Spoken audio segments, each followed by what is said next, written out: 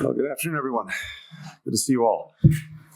So this is my first visit to Uzbekistan, and let me express, first of all, my gratitude to the President, to the Acting Foreign Minister, and to all the people I've had an opportunity to meet with over the course of this day for what's been an extraordinarily warm welcome. The partnership between our countries dates back to Uzbekistan's independence. It's grown much closer in recent years. Across all of my engagements here, what I come away with is a mutual and enthusiastic commitment to strengthening that partnership even further. That starts with deepening our ties with Uzbekistan's young people. Over the past 5 years, the United States has invested $25 million in English language education, teaming up with the government to train 15,000 Uzbekistani English teachers, providing English language textbooks to some 10,000 schools. And I had an opportunity to witness some of the work that we're doing today, sitting in on a class with some really extraordinary young people who are only 3 or 4 months into English language education and already sounded incredibly fluent. This is about more than just learning a language. It's about empowering rising generations of Uzbeks to use their new skills to compete for jobs and markets that demand English proficiency, enabling connections with English speakers across the region and the world, opening doors to exchange programs in the United States, which can create new opportunities for people in both of our countries. Another way that we're expanding opportunity is by supporting the full implementation of President Mirziyoyev's reform agenda. The progress that Uzbekistan has made on labor rights shows just how transformative that agenda can be. For 11 years, more than 300 companies banned Uzbek cotton from their products due to the use of child and forced labor. In partnership with national and international labor groups and human rights organizations, the government worked to eradicate this pervasive practice, not only passing a new labor code, but ensuring that it was enforced. Last year, the International Labor Organization determined that Uzbekistan's cotton sector was free of child and forced labor. This is a historic achievement, and it's a model for countries around the world facing similar challenges. It's already making a tangible difference in the lives of Uzbek workers, farmers, businesses. Wages are up. Private investment is increasing. People of all ages, including children, are no longer being forced to pick cotton in abusive conditions. We look forward to working with the government to promote similar efforts in other sectors, as well as to fully implement the President's reform agenda. That includes delivering on commitments to defend religious freedom and press freedom, and strengthen protections for vulnerable populations, issues that I discussed today with the President. I also underscore the importance of Uzbekistan fully and transparently investigating allegations of human rights violations committed by law enforcement officers during the July 2022 unrest, and holding accountable those responsible. In addition to strengthening the U.S.-Uzbekistan relationship, we're also working together to deepen regional integration. Foreign Minister Sedov and I just came, as you know, from the C5+1 meeting in Astana, where I announced a new commitment to work with Congress to provide an additional $25 million to catalyze economic growth in Central Asia. That brings our total investment in the region since our meeting on the margins of the UN General Assembly last December to more than $66 million. We're focused on diversifying trade routes, fostering greater private investment, providing job training. And let me emphasize that so much of the work that we're doing in these programs and with the investments we're making from our government really serve as a catalyst for increasing private sector investment. I think the opportunities that private sector is already engaged in are significant, and everything I'm seeing suggests that there is growing enthusiasm, interest, focus on investing here and investing in other countries in Central Asia. It's also how we provide the support that matters. The United States is making these and other investments in Central Asia openly, transparently, in a way that empowers people across the region to shape their own future, and that meets high labor, human rights, environmental standards. That's how investment should work. We'll have a chance to build on these efforts next month in Samarkand when the United States sends a high-level delegation from across our government to a meeting of the U.S. Central Asia Trade and Investment Framework. So the bottom line is this: a more connected, a more cooperative Central Asia will be better able to determine its own future and deliver for its people's needs. The United States is committed to supporting that vision. One of the things that we've learned over many, many years is that the investments that we make in these partnerships benefit our partners, but they also benefit us, creating potentially new markets for our own products, our own investments, creating new opportunities to partner with countries in meeting global challenges where Central Asia can make a real difference, and just developing new friendships that benefit our country across so many different aspects of our society in many different ways. And that's fundamentally why I've come here. And I want to emphasize that this is not just the matter of one visit. It's the work that we're doing day in, day out, including through our embassies, through our engagement with the private sector, through engagements with civil society and other groups. And we're in it for the long haul. In our meetings today, I also had a chance to thank the government for its generous aid to the people of Afghanistan, from electricity to emergency humanitarian assistance, especially to women and girls. And we applaud Uzbekistan for repatriating more than 400 family members of terrorist foreign fighters from Syria and Iraq, whose reintegration the United States will continue to support. Finally, this visit to the region comes against the backdrop of the one-year anniversary of Putin's aggression against Ukraine. This continues to be a cause for hardship for people around the world, including here in Central Asia. The second and third order consequences of this aggression continue to be felt. Indeed, few regions have been more acutely affected than Central Asia, including Uzbekistan, where people continue to shoulder increased food and energy prices. As always, this is hitting the most vulnerable the hardest. That's why the United States has provided more than $16 million in emergency food aid to this region since President Putin launched his aggression against Ukraine. This hardship makes Uzbekistan's generosity even more remarkable. The government, the people of Uzbekistan, have stepped up to provide food and medical assistance to Ukraine. They continue to host tens of thousands of Russian citizens who fled their country after President Putin launched his war. Russia's invasion has also fostered deep concern across the region. After all, if a powerful country is willing to try to erase the borders of a sovereign neighbor by force, what's to stop it from doing the same to others? Countries across Central Asia understand this. So does the United States, and so do partners and allies around the world. And that's exactly why we've been committed and remain committed to standing for the sovereignty, the territorial integrity, the independence, not only of Ukraine, but for countries across Central Asia and indeed around the world. Thank you. First question from Josh from New York Times. Yeah. Hi. Yeah. Survive without the microphone. Thanks. I'd like to follow up on your comments on the Ukraine war. First, you said that you're somewhat skeptical of Moscow's talk of possible negotiations. And you say that the main aim of the U.S. government right now and European allies is to help Ukraine on the battlefield. Yet many of the non-aligned or neutral countries that you're meeting with this week here and also at the G20 say that they would like to see peace talks open sometime soon, and I expect that pressure will increase. How do you address that? And some have even favorably looked at China's talking points on that, and I know you're skeptical of that. Second, at the G20, Russia and China will both be sending their foreign ministers. Do you plan to talk to them one-on-one or talk to them in a group setting? And what do you plan to say to them about the Ukraine war? Second part of the question first. No plans to see either at the G20. Although I suspect that we'll certainly be in group sessions of one kind or another together. So the first thing to say is this. No one wants peace more urgently than the people of Ukraine. They're the victims every single day of Russia's aggression. And if they could have peace yesterday, they'd take it.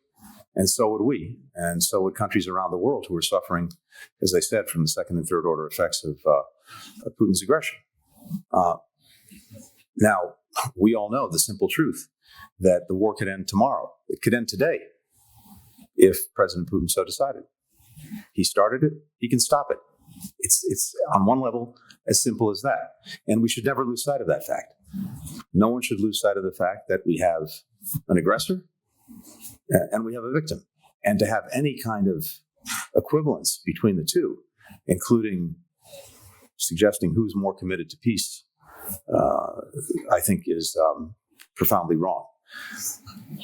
Second, if Russia, President Putin, were genuinely prepared to engage in meaningful diplomacy necessary to end the aggression, of course, we'd be the first to work on that and to engage.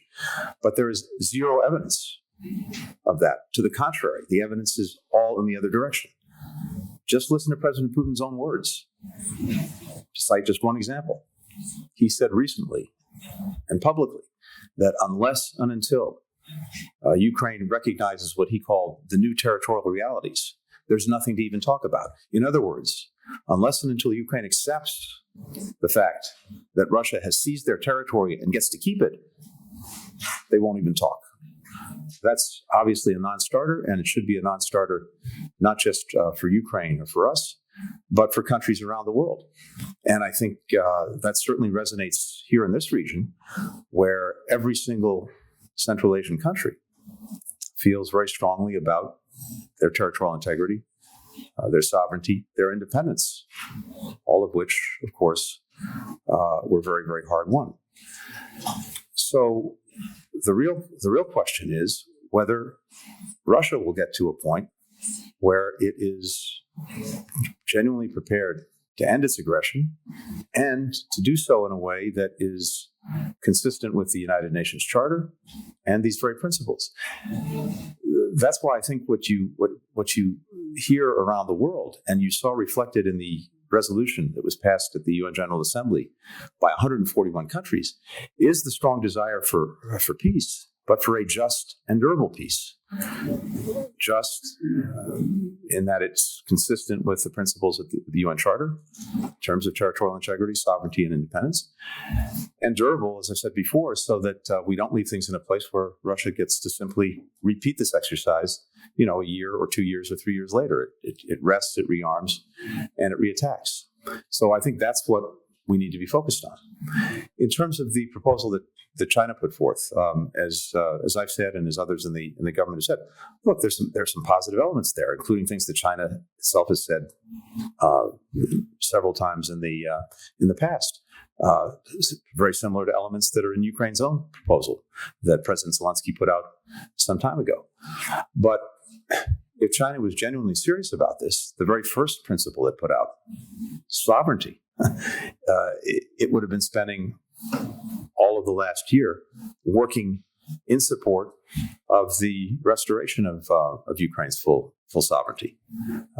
And of course, it's been doing the opposite in terms of its own efforts to advance Russian propaganda and misinformation about the war, blocking and tackling for Russia in international organizations. And as we've made clear recently, now contemplating the provision of lethal military assistance to Russia for its aggression against Ukraine. So China can't have it both ways. It can't be putting itself out as a force for peace in public, while it, one way or another, continues to fuel the flames of this fire that Vladimir Putin started. We'll next go to Davlat Umarov from Gazeta. Thank you, ma'am. Mr. Secretary, during your residence, Mr. Secretary, during your visit in Kazakhstan, you mentioned that U.S. is trying to demonstrate its commitments to Central Asian countries as a steadfast partner. You announced even today about additional $25 million to the initiative, and also as well as licensing the companies that are working with sanctioned Russian companies. In that regard, I'd like to ask, what are the expectations of the United States from countries of the region, and in particular from Uzbekistan, to be ensured in their commitment as reliable partners, keeping in mind the ongoing war in Ukraine and close ties of the region with Russia and China? Thank you. Thank you very much. Well, first, what we've been trying to demonstrate throughout this visit, but again, more than that, every single day in our engagement with countries throughout the region. And by the way, the meeting that we had in Kazakhstan of the C5+1, I think that's the fourth meeting that I participated in with my colleagues. But every single day we're engaged to build the strongest possible partnerships with all of the Central Asian countries. And it starts with our enduring support for their sovereignty, for their independence, for their territorial integrity, and our determination that each be able to determine their own futures consistent with those principles. What I think we also know very well is that Central Asia is in a complicated part of the world with long-standing relationships with different countries based on history, based on geography, and that's something that that we will understand. But I think we also see each of these countries looking to multiply and deepen their relationships and partnerships with other countries around the world.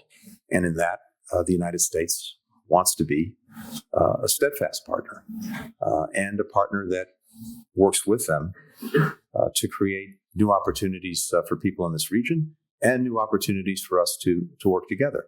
Now, as I said earlier, we're also very well aware of the consequences that the Russian aggression against Ukraine has had for people in Central Asia. And I'd say two things about that. First, the immediate consequences have been, in one way or another, a rise in energy and in food prices, and then more generally, inflation. Now, there's a simple reason for that. Putin has tried to weaponize energy in his effort to subjugate Ukraine.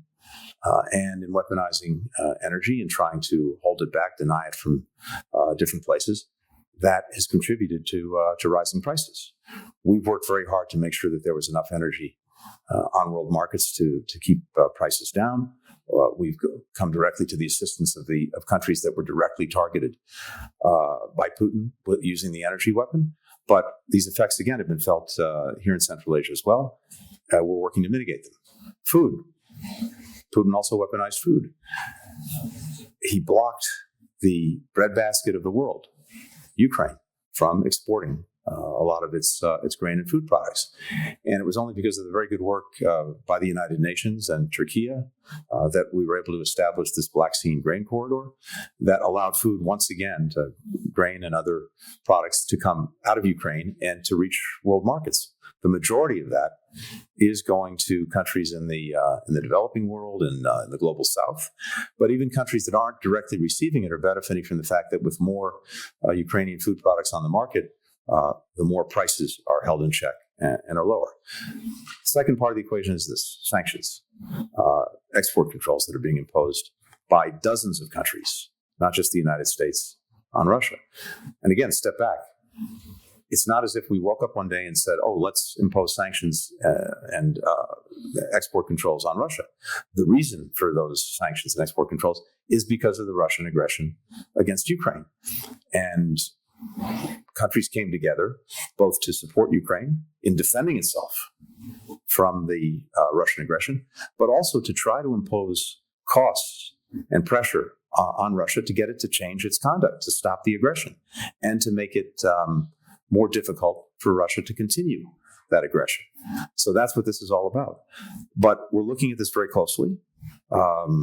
We appreciate the work that countries have done to help prevent the evasion of sanctions, because Russia is looking for ways to nonetheless acquire products and otherwise engage in sanctioned activity. So we're working closely with governments throughout the region, helping them understand exactly what the sanctions require, and as necessary, looking to see what we can do to mitigate the negative effects that they're feeling.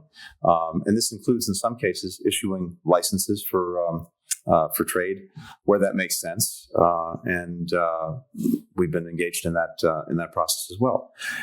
Finally, and I'm sorry for going on so long, but it's important. A big part of the work that we're doing here is to help the region diversify trade relationships, to build new partnerships and relationships with other countries, including with the United States, so they're not dependent on any one country or any one source for trade and investment. And at the same time, to increase trade and investment within Central Asia itself. There's a very strong potential market here. And the more connectivity we have among the countries of Central Asia, the more collaboration we have, the stronger that market's going to be, the more investment it's going to attract from outside of Central Asia. So we're working on all of that. And as I noted yesterday and again today, we've made some significant new investments to try to do that, to increase and strengthen the climate, the environment for private sector investment, to strengthen connectivity among these countries, and to help them diversify their trade and investment relationships. Next, we'll go to Barbara Usher with the BBC.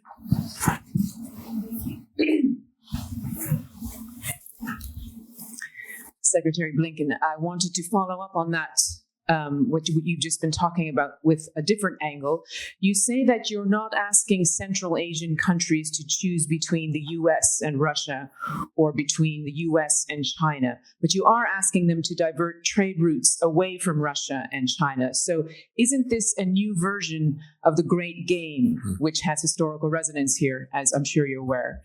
And if I might add briefly, you spoke quite positively about the reforms of the president. Did you also perhaps advise him against trying to change the Constitution so that he can extend his term? Thank you. Thanks, Barbara.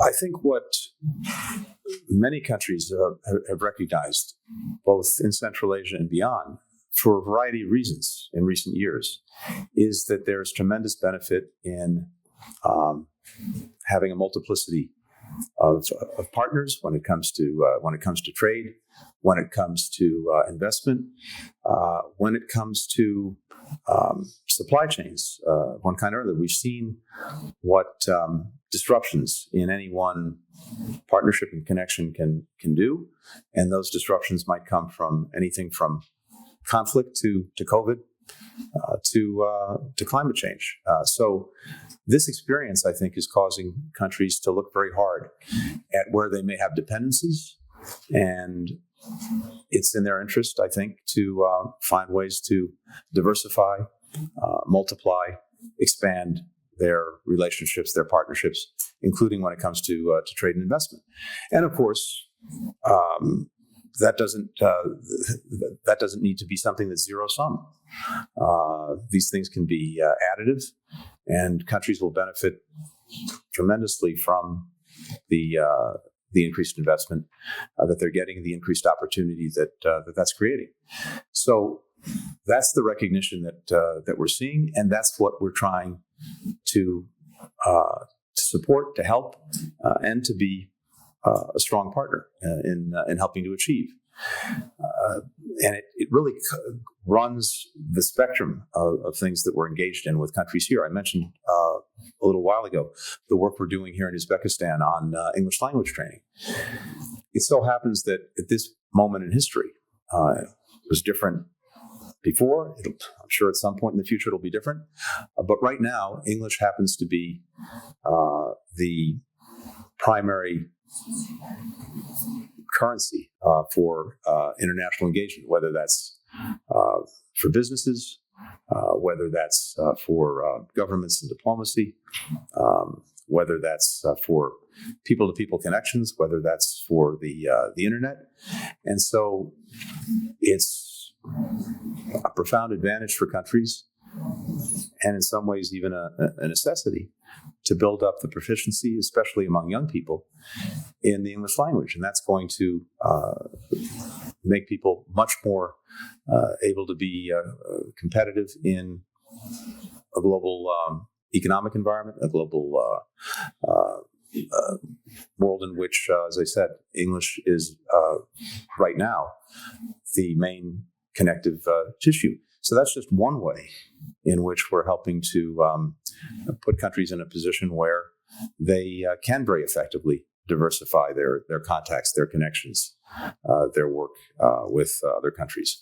When it comes to the reform agenda that the president's put forward here, we talked about that at some length today during our meeting. We applauded the steps that have been taken. I noted as well the importance not only of having the strong vision, but of fully implementing it. And of course, that remains an important work in progress. We talked about the importance of media freedom, having a strong space for civil society, and we did discuss briefly as well the constitutional reform process. Final question, Nikita Makarenko. Mr. Blinken, we feel an enormous pressure from Russian propaganda here, and it really shapes minds of our people. So we, our local media, try to struggle with it. Is there any plans the United States going to help us in this struggle? Thank you. Thank you. Well, I think it only underscores the importance of having a strong, vibrant, and well-resourced local media. And one of the things that we discussed today, including with the president, was the importance of that, the need for that, in part to be able to deal with misinformation coming from Russia or from any other source. So we have programs, as you know, to support